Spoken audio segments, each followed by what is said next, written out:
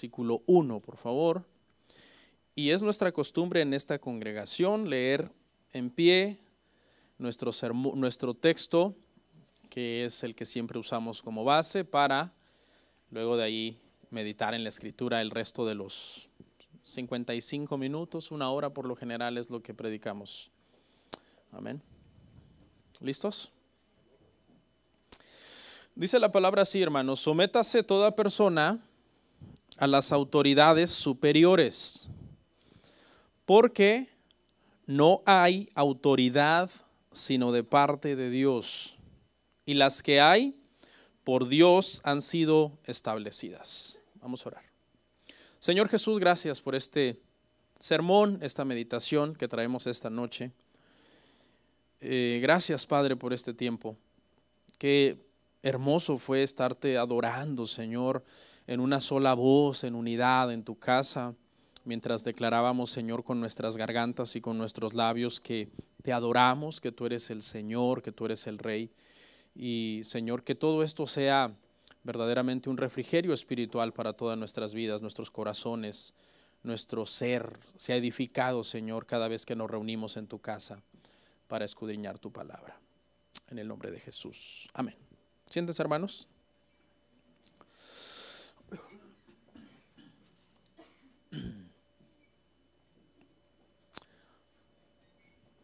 ¿Estamos listos?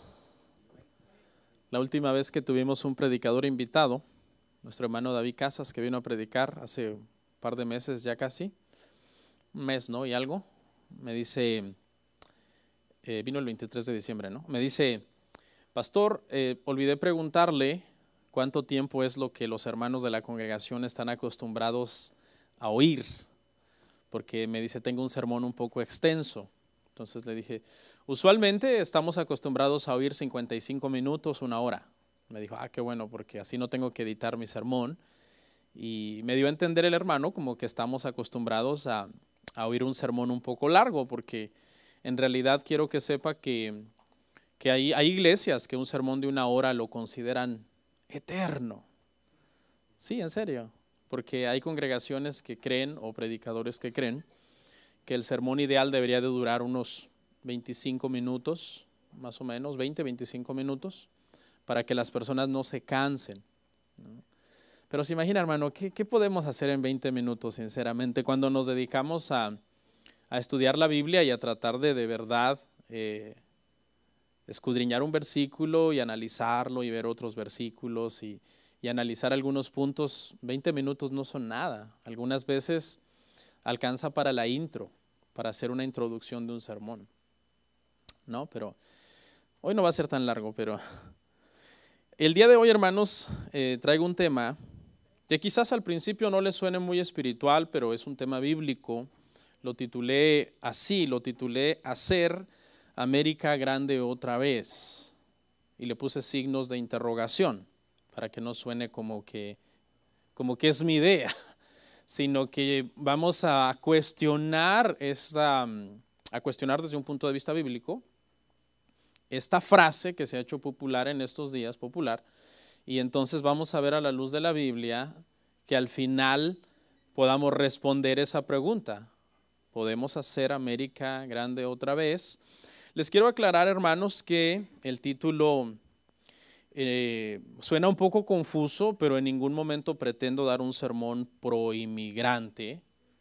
Yo no estoy en contra de los inmigrantes, sería muy necio, yo soy inmigrante, pero no es un sermón pro inmigrante, tampoco es un sermón en contra del gobierno, porque pues yo no soy un experto en ciencias políticas o cosas así como para meter ahí mis manos.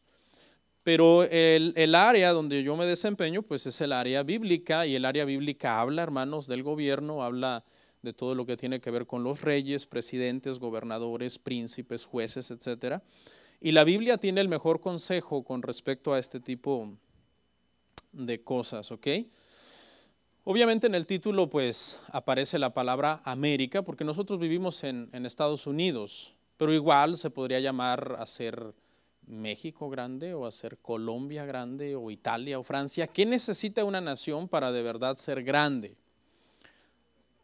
Ante los ojos de Dios, ante los ojos de la palabra, ¿no? Se llama América porque vivimos acá, pero igual este sermón se le puede aplicar a cualquier nación y a cómo nosotros como cristianos debemos relacionarnos con el gobierno de la nación donde estemos. Quizás alguien hoy está aquí en la nación donde nació, pero en muchos casos estamos en una nación donde no nacimos, donde estamos viviendo. ¿Ok? Decidí hablar este tema, hermanos, porque usted sabe que en el contexto últimamente, políticamente, ha habido muchas revueltas en diferentes países, en México, por ejemplo, en Venezuela y también acá en Estados Unidos y, bueno, en muchos otros países. Por ejemplo, hermanos, México ahorita en diciembre apenas está estrenando presidente. El presidente de México es nuevo, aunque ya está viejo, pero y estuvo luchando por muchos años por ser presidente, ¿no? Y por fin lo logró. Yo creo que bien podríamos hacer un meme que diga, a veces me dan ganas de rendirme y luego veo a AMLO y se me pasa, ¿no? Porque ese señor sí tuvo perseverancia y luchó por muchos sexenios hasta que por fin lo logró. Pero bueno, no todo es color de rosa, hermanos. Quiero que sepa que el país está dividido. En México hay muchas personas que están felices porque ganó López Obrador y dicen, ahora sí, la riqueza se va a repartir equitativamente y México va a progresar porque este hombre tiene ideas muy revolucionarias. O sea, hay gente feliz, pero también hay gente preocupada en México. Hay gente que por el perfil de cómo él se maneja, dicen que tiene un perfil de esas personas que acaban siendo dictadores. Porque él es muy populista, ¿no? Y le gusta hablar con el pueblo y todos los días está dando sus discursos públicos. Entonces hay gente que está preocupada porque dicen que ese es el perfil de la gente que quiere caer en ese populismo de ganarse al pueblo y que después, ya cuando pasan los años y todo el mundo lo quiere, pues pretenden reelegirse. Yo la verdad no sé qué es lo que va a pasar, yo no soy un experto en política. En Venezuela últimamente, hermanos, ustedes saben lo que está pasando, ¿no? Venezuela, hermanos, los últimos 3, 4 años yo creo ha pasado por una de las crisis económicas más grandes de toda su historia. Hubo un éxodo masivo de gente que se fue al extranjero, a diferentes países, a Colombia, Estados Unidos, Argentina. Muchos países han tenido que irse de su país, los venezolanos, y ahorita hay un conflicto que no se sabe ni quién es el presidente. Yo lo que le estoy comentando ahorita son cosas que yo alcanzo a agarrar por ahí, pero yo no soy un seguidor en sí de las noticias. Yo no veo noticias. Alguien dirá, no, pastor, usted va a ver noticias. No me gusta porque puras malas noticias. Pero ahorita no se sabe quién es el presidente, creo, ¿no? Fue el último que supe, que Estados Unidos reconoce a uno y Rusia reconoce a otro y se cree que puede haber una guerra, porque usted sabe, Estados Unidos y Rusia siempre están en tensión. Y aquí en Estados Unidos, hermanos, ¿quién sabe qué es lo más reciente que acaba de suceder en cuestiones del gobierno? Y que ha sido algo histórico, por cierto. ¿Alguien sabe? El cierre de gobierno, que fue algo completamente, dice que es el cierre de gobierno más largo que ha tenido Estados Unidos en toda su historia. Entonces no estamos hablando de cualquier cosa, estamos hablando de algo serio, de algo que ya se abrió, ¿verdad? Ya se abrió el gobierno y todo, pero de todos modos fue largo y de todos modos fue un poco preocupante porque mucha gente dijo, bueno, no sabemos qué va a pasar con la economía, con las finanzas. Algunos dicen que es algo estratégico o fue algo estratégico del presidente por cuestiones de las reelecciones. Otros dicen que fue un capricho porque él es una persona caprichosa. Y otros dicen que no, que es porque es un hombre de palabra y como dio su palabra, pues quiere construir el muro, ¿no? Porque esa es la razón principal por la que cerró el gobierno, demandando apoyo económico y apoyo de parte del otro partido para poder construir el muro, ¿ok?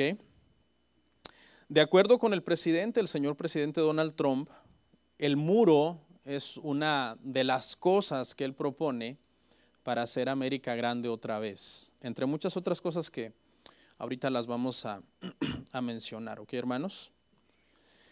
Espero, hermanos, que todos los comentarios que yo haga pues sean ordenados. Les repito, yo no soy un politicólogo, no soy un experto en política. Creo que podemos cuestionar al gobierno siempre y cuando tengamos respaldo bíblico, pero si no tenemos respaldo bíblico, eso lo prohíbe Dios. Dios prohíbe que seamos revoltosos, que seamos gente conflictiva, problemática, que está atacando al gobierno, nada más porque se nos ocurre. Pero si tenemos un respaldo bíblico, entonces, hermano, lo podemos cuestionar siempre y cuando sea en orden, de una forma bíblica, honrando siempre a las personas de las que uno se expresa, porque Dios nos manda a honrar a los presidentes y a los reyes, a los gobernadores. Bueno, vamos a ir ahí a nuestro verso, el que leímos, hermano. Vamos a estar en Romanos 13. Es prácticamente el libro que más vamos a leer, aunque son pocos versículos. Y Romanos 3, hermanos, no sé si alguien de ustedes sabe cómo se usa a veces en la iglesia de una forma errónea. No sé si alguien se acuerda en qué contexto algunas veces lo usan. ¿Alguien se acuerda? ¿Cómo algunas veces se traza Romanos en la iglesia, pero que está fuera de contexto? Quise preguntar esto para ver si usted se acuerda. ¿Alguien sabe? No se acuerda. Muy bien, hermano, sincero. Generalmente hay personas, hermano, que hablan de Romanos para hablar de la autoridad de la iglesia. Que te sometas al pastor y que te sometas a tu líder y todo eso no tiene nada que ver. El contexto de Romanos, hermano, 13 es estrictamente hablando de las autoridades civiles, del magisterio civil, del gobierno. ¿Okay? En el momento en que alguien use Romanos 13 para hablar de que te sometas al pastor y a tu líder y todo eso, quizás la intención es buena, pero está fuera de contexto. Eso no es la intención con la que esto se escribió y vamos a verlo, vamos a probarlo. Dice primero, sométase toda persona a las autoridades superiores, porque no hay autoridad sino de parte de Dios, y las que hay por Dios han sido establecidas. Dice, sométase toda persona, tanto incrédulos como creyentes también. Toda persona, sin acepción, toda persona debe de someterse a las autoridades superiores, hablando del gobierno civil. Okay, ahí mismo dice la razón, dice que la razón es porque las autoridades civiles han sido establecidas por Dios. No sé si usted sabía eso, pero Dios es el que pone reyes, Dios es el que quita reyes, Dios es al que le place que existan las naciones. Dios es un Dios de orden, hermano, y aún es un Dios de orden en la iglesia, pero también es un Dios de orden en la sociedad. Y Dios permitió que el hombre desarrollara los sistemas de gobierno con este propósito, de que no viviéramos en un caos en la sociedad. La autoridad, hermanos, de los gobiernos, la autoridad de los presidentes, de los gobernadores, no viene de las personas que votan por ellos para ponerlos en el poder. ¿Okay? No viene de las personas. Vamos a suponer, cuando fueron las últimas votaciones acá en los Estados Unidos, hermano, y el voto favoreció a Donald Trump y Donald Trump ganó las elecciones, la autoridad de Donald Trump no viene de los votantes. ¿Okay? No son los votantes los que le dan la autoridad. Y dicen, no, pues tienes autoridad gracias a mí, porque si yo no hubiera votado por ti, tú no tendrías autoridad. No. La autoridad, hermanos, que tienen los presidentes, los gobernadores, viene de parte de Dios. Dios, hermanos, establece un gobierno divino sobre la tierra. ¿Okay? El universo es gobernado por Dios, la tierra es gobernada por Dios. Pero a Dios le place permitir que haya un grupo de hombres en la tierra que ejercen gobierno sobre otros hombres. Y esto obviamente a mucha gente no le va a gustar, porque hay gente que tiene un pensamiento más de anarquismo, de decir yo puedo hacer lo que yo quiera en la tierra, fue el hombre el que dividió los países, no Dios, y hay gente que últimamente, hermanos, se han levantado movimientos cristianos promoviendo el anarquismo. No pagues taxas, si el policía te para y te pide tu ID, no se la des, peléate con él. No te tienes que andar casando en un registro civil. ¿Por qué? Agarra una mujer y llévatela. ¿Por qué tienes que ir a pedirle permiso al gobierno para...? Créame, eso está pasando últimamente, hermano. Hay movimientos cristianos que están promoviendo la anarquía. Pero realmente, hermanos, a Dios le place que haya un grupo de hombres que gobiernen sobre otros hombres. Eso es lo que dice aquí Romanos 13:1. ¿Okay? Dios no creó los partidos políticos, obviamente. Dios creó el gobierno civil y en ese paquete Dios le da la sabiduría a los hombres para que puedan crear sus partidos políticos, sus movimientos, sus creencias, las cosas por las que van a luchar. Dios le da la sabiduría, ¿ok? En ese sentido, el cristiano no debe de ser fanático por partidos. Nosotros debemos respetar el gobierno y cada quien puede tener una afiliación a un partido según le convenga o según quiera o crea. Pero no tenemos el derecho de hacer un fanatismo partidista porque obviamente, hermanos, cualquier partido, ningún partido va a ser perfecto. Lo que Dios manda es que respetes el gobierno, ¿cómo? En general. ¿Ok? Dice, porque no hay autoridad, hermano, escuche, no hay autoridad sino de parte de Dios. Es Dios el que le da entonces la autoridad a los gobernantes. La Confesión de Fe de Westminster dice, hermano, que esa autoridad es dada con 3 propósitos. Me gustó. Esto dice, número uno, para la gloria de Dios. Número uno, para la gloria de Dios. Dios le da autoridad al gobierno para la gloria de Dios. Pero pastor, hay hombres malos. Ahorita lo vamos a ver. Número 2, Dios le da autoridad a los hombres para que ese gobierno de hombres pueda proteger al ciudadano bueno, escuche, y castigar al ciudadano malo. Y se lo voy a demostrar con la Biblia. Y número 3, ese sistema Dios lo usa para restringir también el pecado en la tierra. Es un, como dice la Confesión de Westminster, es un medio secundario, por medio del cual Dios también, Dios si quisiera acabar con el pecado, en un segundo manda otro diluvio, pero es un medio secundario al cual Dios le place temporalmente usar el gobierno civil para restringir, no para eliminar completamente, porque restringir no significa eliminar, sino frenar, ponerle un alto, algo como lo que hacía la ley también antes de que Cristo viniera, y que fue antes que Cristo viniera para restringir también el pecado. Aquí surge una pregunta, ¿cómo se cumple uno de estos 3 propósitos, hermano, que es el que Dios permite los gobiernos para su gloria, cuando los hombres muchas veces que están en el gobierno son malos? ¿Ok? ¿Cómo pueden los hombres malos gobernar para la gloria de Dios? ¿Ok? Aquí yo no estoy diciendo, hermanos, que todos los hombres malos gobiernan para la gloria de Dios, no, sino que la intención de Dios al crear el gobierno y al permitir el gobierno es que su nombre sea glorificado. Obviamente hay gobiernos más buenos que se apegan un poco más a la ley de Dios y de alguna forma eso trae gloria a Dios, pero también hay gobiernos más malos que se alejan más de la ley de Dios y aunque eso no trae gloria a Dios, pero la intención por la que Dios los estableció es para que le trajeran gloria a Él. No sé si me explico. Las autoridades, hermanos, que hay han sido establecidas por Dios, ¿ok? Son establecidas por Dios. Y por eso se demanda que nosotros, hermano, nos sometamos. Vamos a ver el verso 2.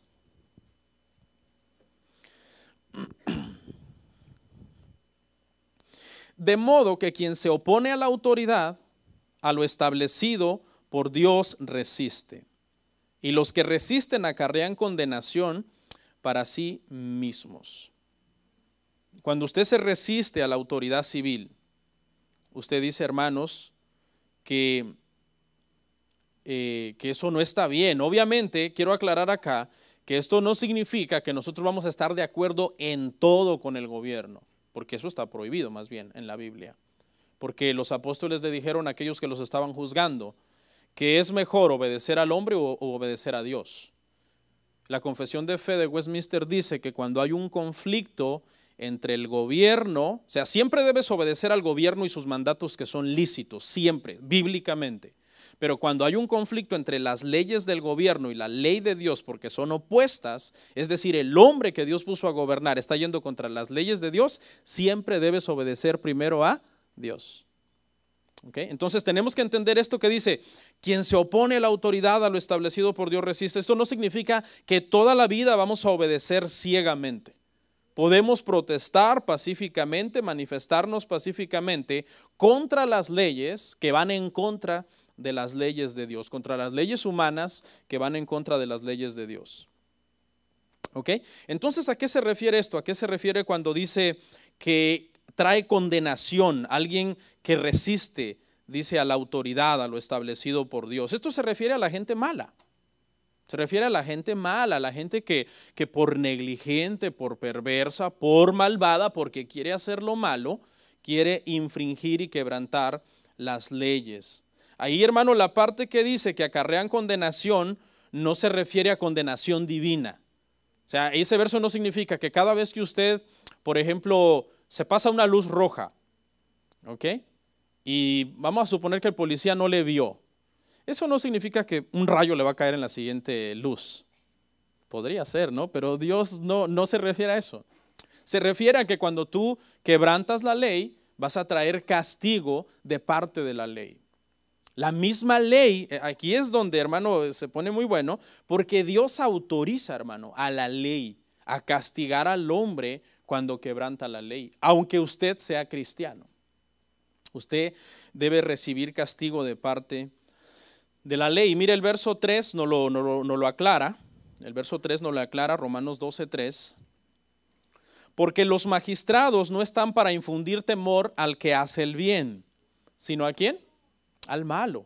Es decir, a usted que le gusta ir en contra de la ley. Bueno, no a usted, estoy hablando en general.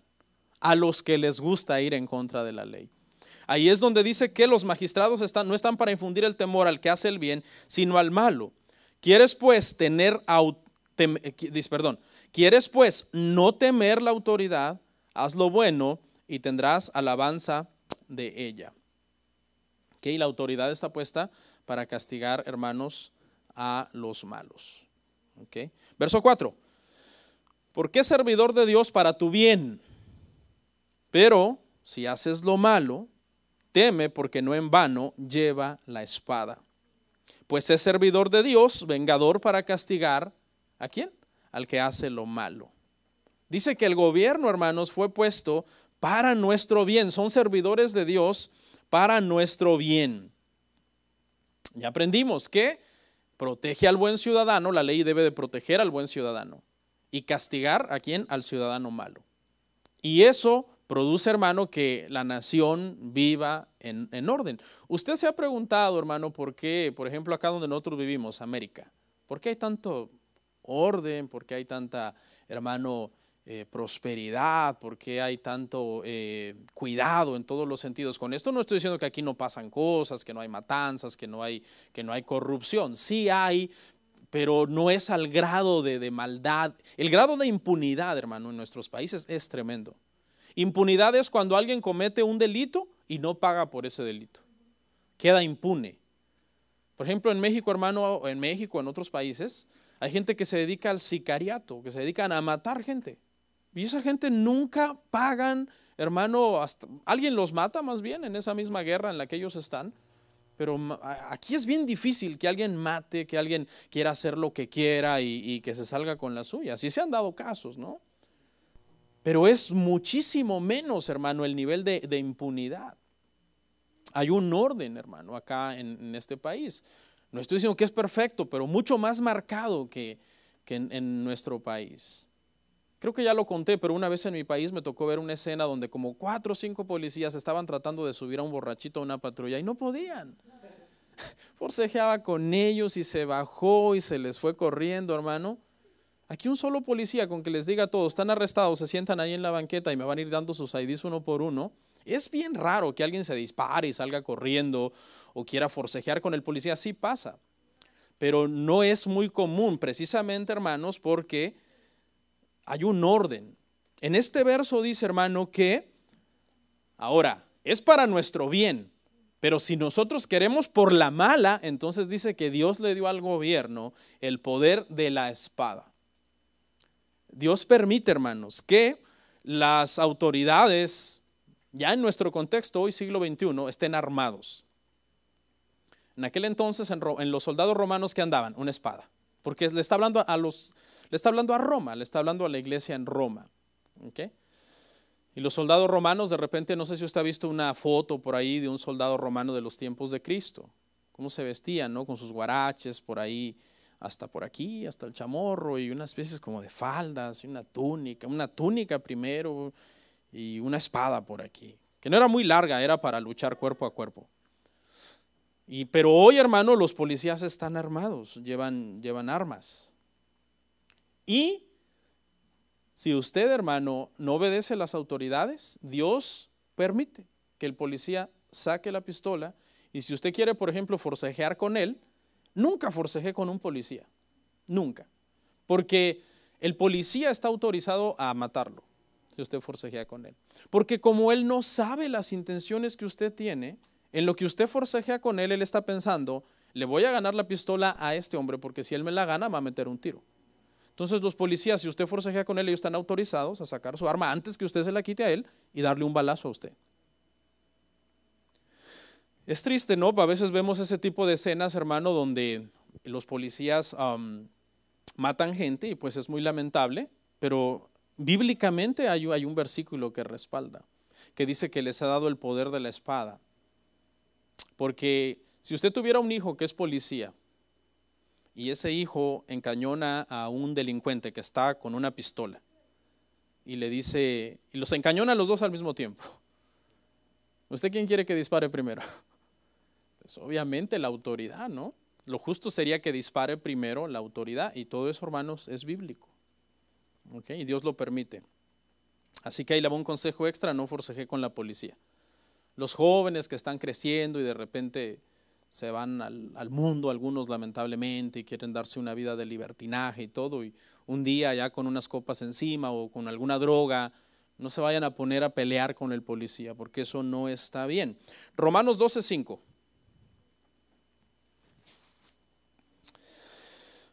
Mire lo que dice el verso 5, por lo cual es necesario estarles sujetos, no solamente por la razón del castigo. ¿Qué dije? ¿Y cómo es? ¿Y qué dije ya? Fue error de dedo, hermanos. Sí, desde hace rato vengo diciendo 12. Sí. Hermanos, corríjanme con tiempo. Ahora me tengo que poner a corregir todo el sermón. Quiero ver, 2, lo borramos, ponemos 3. Sí, desde hace rato, ya dos citas que dije 12. ¿Cuál dije entonces? 13:5, hermanos. Ok, era el único que tenía malo. Por lo cual es necesario estarles sujetos, no solamente por razón del castigo, sino también por causa de la conciencia, sujetos. Aquí surge una pregunta interesante. Pastor, ¿cómo es posible que nosotros nos sujetemos cuando a veces los gobiernos son malos? Ahora, para esto tenemos que entender el contexto, hermano, de este pasaje. Pablo le está escribiendo a la iglesia en Roma. ¿Quién es el gobierno? El César. ¿Cuál es su fuerza armada? Los soldados romanos. La fama de ellos es que eran malos, que eran hermanos sanguinarios. O sea, en el contexto Pablo les está mandando a los cristianos de Roma, hermano, y a toda persona, como dice el verso 1, a someterse a un gobierno que era tirano, a un gobierno que era malo, que tenía una fama tenían una fama de asesinos prácticamente los soldados romanos. Entonces, nosotros nos podemos dar cuenta, basado en esto, hermanos, que Dios demanda de nosotros que nos sujetemos a los gobiernos, aunque de repente no es el partido que tú querías que ganara, el presidente no te cae bien, no sé por qué, tú sí sabes, ¿no? O lo que sea, por cualquier razón, debemos de poner a un lado todos nuestros sentires personales en cuanto al gobierno y solamente si tenemos razones bíblicas nos podemos, hermano, manifestar. Pero si usted no tiene razones bíblicas no se puede manifestar. Mire lo que dice, hermano, Primera de Pedro 2:17. Primera de Pedro 2:17 dice, honrad a todos, amad a los hermanos, temed a Dios, honrad al rey. Honrad al rey. Es decir, debe de haber, hermanos, una cierta reverencia, un cierto respeto, hermano, hacia los gobernantes. Primera de Timoteo 2, del 1 al 2. Primera epístola a Timoteo 2, del 1 al 2, hermanos. Dice, exhorto ante todo a que se hagan rogativas, oraciones, peticiones y acciones de gracias, por todos los hombres, por los reyes y por todos los que están en eminencia, para que vivamos quieta y reposadamente en toda piedad y honestidad. Debes orar también por el señor presidente de esta nación. Y por el presidente de tu país y por el presidente del país que está en crisis, debemos orar por todos los que están en eminencia. Pastor, pero no es cristiano, no importa. La Biblia no dice que el gobernante tiene que ser por fuerza cristiano para que nosotros oremos por él. Puede ser de cualquier otra religión. Dios nos manda que nosotros oremos por él. Pastor, pero es que es de otra raza. Yo soy latino y él es anglo. No importa. Por cuestiones de raza o por cuestiones, hermano, políticas, que digan, no, pero es que no era el partido que yo quería que ganara. No importa, tienes que orar por el presidente para que Dios, hermano, le dé sabiduría y el país pueda ser dirigido de una mejor manera. Dice, hermano, que debemos someternos no solo por temor al castigo, sino por cuestión de conciencia.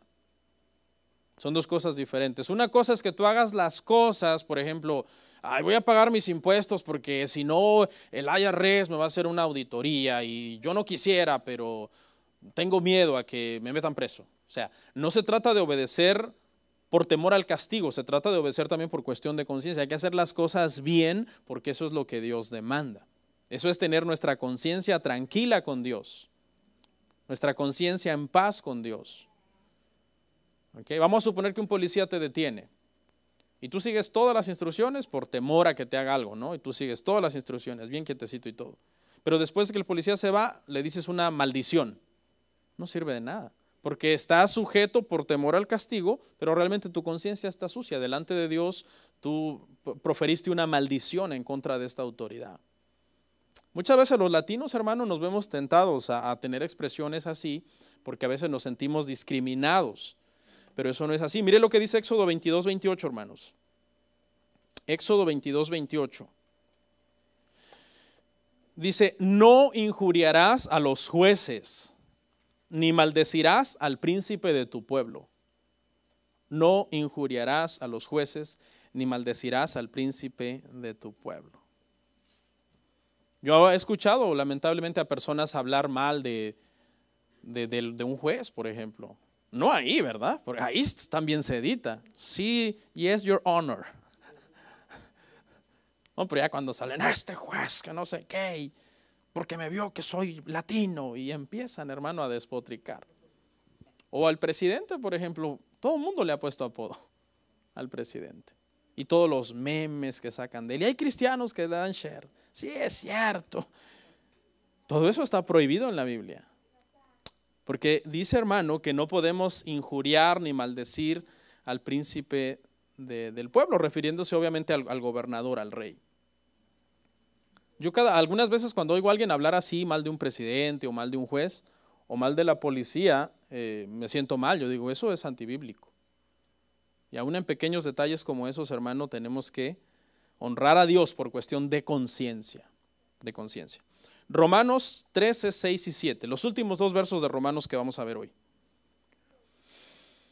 Ok, dice, pues por esto pagáis también los tributos, porque son servidores de Dios, que atienden continuamente a esto mismo. Pagad a todos lo que debéis, al que tributo, tributo, al que impuesto, impuesto, al que respeto, respeto, al que honra, honra. ¿Ok? Obviamente nosotros, todos aquí pagamos impuestos. Pastor, ¿cómo sabe? Le voy a explicar. Cuando usted compra algo, usted siempre paga impuestos. ¿Ok? Usted compra un refresco, usted compra un carro, usted compra una casa, usted compra unos zapatos, usted compra un pantalón. Cada vez que usted compra algo, usted está pagando impuestos. ¿Sí? Está bien. De hecho, según estudiosos, y dicen que es el bill más grande que uno tiene al año, ¿no? A veces nosotros fuimos a un seminario de taxas y nos preguntaron, ¿cuál es su bill más grande? Y todos, la casa. No, su bill más grande son las taxas que usted paga todos los días, todos los días, todos los días por cosas que usted está comprando. Especialmente la gente que de repente compra cosas caras y las taxas son muchas. Pero hay otros impuestos que también a veces toca pagar, hermano, cuando una persona ganó muchísimo en un año y al hacer su declaración de impuestos le toca pagar porque ganó mucho dinero. Y en ese sentido, hermano, los cristianos no podemos hacerle trampa al IRS. Digo, no podemos, o tal vez debería de decir, no deberíamos, ¿no? Porque hay gente que a veces sí lo hace y eso pues no está bien. Ahorita ya empezó la temporada de impuestos. Hay que hacer los impuestos, hay que declarar lo que es. No vaya con el típico preparador patito que te dice, ¿y cuánto quieres recibir? Méteme aquí a todos tus sobrinos, a todos tus... Y te incitan a hacer trampa o a declarar mentiras. Nosotros, hermano, por cuestiones de conciencia, siempre debemos hacer las cosas rectamente. Porque ¿quién conoce tu conciencia? Dios. A Dios no lo puedes engañar. Nunca ande prestándose, hermano, para eso de trampas, que alguien le diga, hermano, présteme los socials de sus hijos que voy a reportarnos. Nunca, hermano, nunca use de esa manera los documentos o las cosas de sus hijos, porque hay mucha gente que a veces, hermano, vive de eso, hermano, de hacerle trampas al IRS, de hacerle trampas a las aseguranzas, y es un desorden terrible, hermano, y hasta en esas cosas nosotros debemos de ser cristianos, hermano, cristianos de verdad, que, mire, ¿cómo usted puede llegar a dejar de hacer cosas que están mal? Que están mal. Busque de Dios. Lea la Biblia, ore. Yo le aseguro, el Espíritu Santo no lo va a dejar en paz hasta que usted se empiece a deshacer de manías, de hábitos, de costumbres, que es darle un nombre bonito, pero que en realidad son pecados. Y usted va a empezar a caminar rectamente delante de Dios, aún en todo ese tipo de detalles, hermanos. Ok. Resumo con dos cosas aquí, hermano, lo de Romanos, y luego ya entro a la parte final del sermón. Y estos son dos puntos que ya los dije, pero que es bueno repetirlos, porque en esto se resume todo Romanos. Romanos 13 del 1 al 7 es el pasaje clásico que habla de la relación que el cristiano debe tener con el gobierno. Para eso se usa Romanos 13 del 1 al 7. Y lo vamos a resumir en dos principios, que aunque ya los dije, los quiero repetir para que pues, si alguien los quiera anotar. Número 1. Debemos siempre obedecer los mandatos legítimos de nuestro gobierno. El cristiano debe obedecer siempre los mandatos legítimos de su gobierno. Y número 2, siempre debemos obedecer a Dios antes que al hombre cuando existe un conflicto entre las leyes del hombre y las leyes de Dios. Dos principios fáciles, memoríceselos. Siempre debe obedecer al gobierno cuando todo lo que está haciendo es legítimo. Y siempre debe obedecer a Dios cuando entre las leyes del gobierno y las leyes de Dios hay un conflicto. ¿Ok? Y ahora en esta última parte, hermano, los minutos que me resten, vamos a analizar un poco la cuestión de cómo una nación de verdad llega a ser grande. ¿Qué se necesita para que una nación, hermano, llegue a ser grande? ¿Cuántos saben qué es MAGA? Que oyeron ese hashtag o leyeron ese hashtag que se hizo famoso, o ese dicho que se hizo famoso en la campaña del presidente Donald Trump, MAGA, que son las iniciales para una frase que él hizo muy popular, Make America Great Again. How's my English? Good? Okay. Hacer a Estados Unidos o América grande otra vez. ¿Qué quiere decir eso? ¿Qué implica eso? Él está diciendo que hubo un tiempo en el pasado que América era grande, que era grandioso, que era admirado, respetado y bueno, muchas cosas, ¿no? Y la campaña de él bajo ese eslogan está diciendo, yo voy a luchar para que ese América que fue grande una vez, nosotros lo volvamos a tener. Y propuso varias cosas, ¿no, hermanos? Propuso, así sin entrar en detalle, porque este no es el asunto, sino al final dar la conclusión. Propuso, por ejemplo, para hacer América grande otra vez, reformar el Tratado de Comercio con China. Todos los días estaba hablando de eso, porque el tratado de comercio entre China y Estados Unidos es injusto, China se beneficia más y Estados Unidos sale perdiendo, tenemos que mejorar la economía. La economía está bien, ¿no? Siendo sinceros, la economía está bien. Otra cosa, dijo, tenemos que proteger la segunda enmienda. Él luchó mucho por eso, la segunda enmienda, y el debate con Hillary Clinton fue fuerte en el tema de las armas. Que la segunda enmienda dice que usted tiene derecho, bueno, toda persona legalmente establecida tiene derecho a tener un arma de fuego para cuestiones de defensa personal. Dijo que también, número 3, que habría cambios en los impuestos, reformas en los códigos de impuestos, mejorar el sistema de salud, número 4, odió y atacó al Obamacare por meses. Él dijo, en cuanto yo sea presidente, vamos a quitarlo. Está proponiendo un plan de salud con mejores prestaciones y beneficios y mejores cuotas, etcétera, el salario mínimo. También dijo que se iba a trabajar en eso. Deportar a todos los indocumentados. Según él, porque le robamos los trabajos a los americanos y somos criminales. Yo trabajé muchos años, hermano, en lo secular antes de que el Señor me llamara a tiempo completo en la iglesia, y yo no recuerdo nunca haberle robado un trabajo a un americano. Y yo sé que nadie de ustedes lo ha hecho, ¿no? Quizás él no fue el que hizo famosa esa frase ya existía, ya se venía arrastrando, de que nosotros los latinos le robamos el trabajo a los americanos, pero no es cierto. Más bien, hay muchos americanos que yo creo hasta le han de rogar a usted que trabajen, ¿no? Si usted es buen trabajador, por favor, hazme el trabajo. Y lo de criminales, pues no es sabio generalizar, no podemos generalizar porque hay de todo tipo de personas. Tanto personas indocumentadas, hay gente que es criminal, gente buena, como gente que tiene documentos también que son criminales y gente buena. Hay de todo en todo, hermanos, en todos los sentidos. Y también dijo que para hacer América grande otra vez es necesario construir un muro. ¿Okay? Es uno de los temas que ha sido bien reiterativo. Pero en realidad, hermano, estas son las cosas que hacen grande a una nación. Si nosotros lo vemos desde un punto de vista espiritual, estas son las cosas que pueden hacer grande a una nación. Quizás pueden formar un buen país, quizás un país que ejerce cosas como estas, y no estoy diciendo que estoy de acuerdo con todas, hay unas que creo que son injustas, inhumanas y que no deberían de ser, ¿ok? Pues lo vamos a ver desde el punto de vista de que es lógico, ¿no? Pero para que una nación de verdad, hermano, sea grande ante los hombres, ante las demás naciones y sobre todo ante Dios, yo creo que no se necesitan precisamente estas cosas. Se necesitan las cosas espirituales, que son las que hacen grandes a las naciones. ¿Okay? Por ejemplo, en lugar de más armas, lo que se necesita es menos matanzas. ¿Y cuál es el problema con las matanzas? Usted sabe que en los últimos años, hermano, en las últimas décadas ha habido muchas matanzas. Últimamente ya uno se entera de algo, hermano, en la escuela y uno está con el Jesús en la boca, como dice el dicho.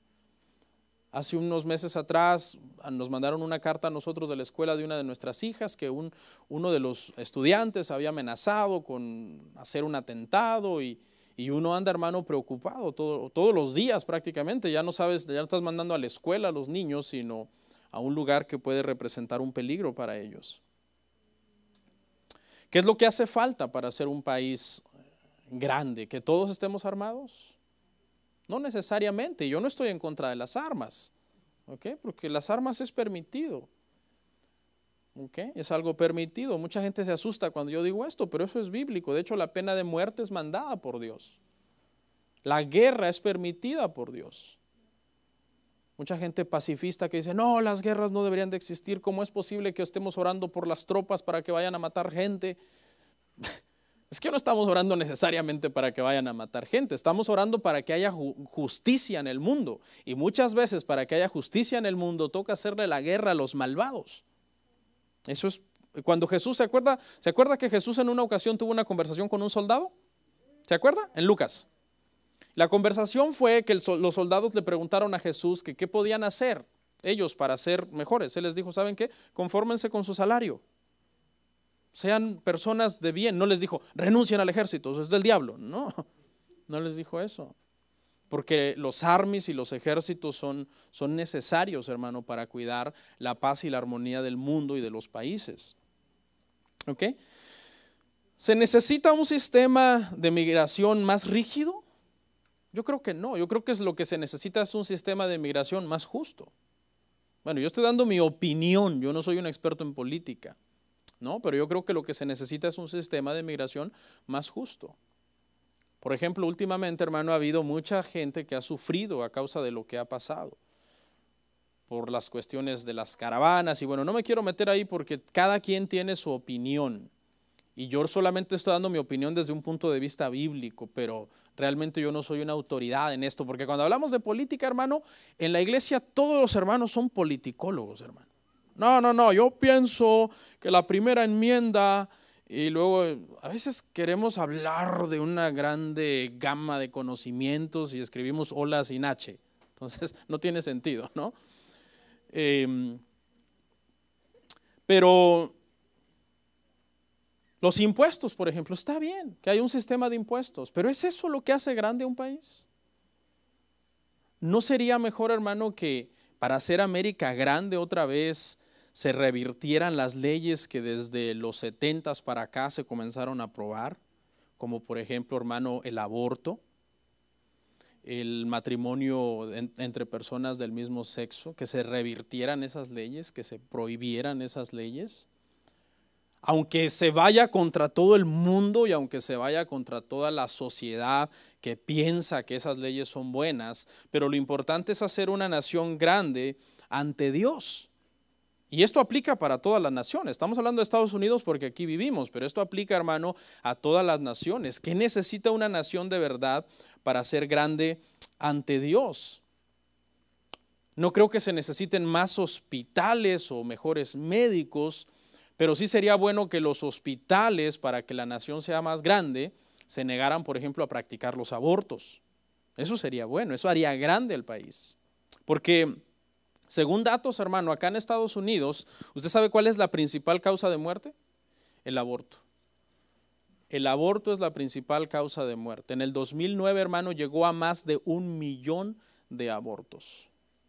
300,000 en la comunidad anglo y puras cifras así, 250,000 en los hispanos y 300,000 en los afroamericanos y una cantidad exagerada, hermano, de homicidios, porque eso es un homicidio. Quitarle la vida a un bebé que está dentro de su madre, que muchos dicen, bueno, es que tantas semanas todavía no es una vida, y se han metido a un montón de posturas precisamente para buscar un margen donde todavía puedan seguirse cometiendo esos homicidios. Pero hermano, Estados Unidos es el país en el mundo que más abortos practica al año. Estamos hablando, hermano, de ríos y ríos de sangre prácticamente, y el proceso es agresivo. Introducen unas tenazas, unas pinzas, le destripan el cerebro al feto, es algo horrible. De hecho, esas escenas ni siquiera son aptas para personas que no están bien de la mente o que no tienen la fortaleza, quiero decir, de poder ver algo así.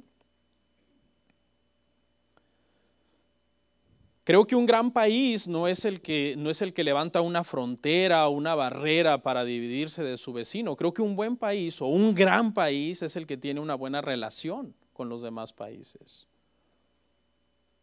Entonces podemos llegar a la conclusión, hermano, que en sí no es un muro lo que se necesita.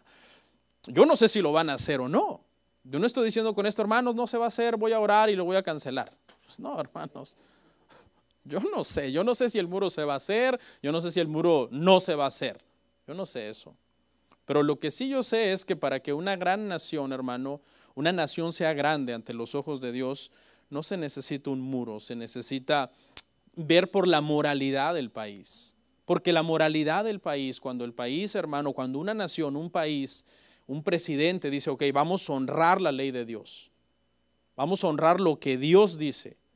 No podemos estar matando bebés porque eso está prohibido. ¿Ok? No podemos estar permitiendo que personas del mismo sexo se casen porque eso es pecado delante de Dios y en la palabra.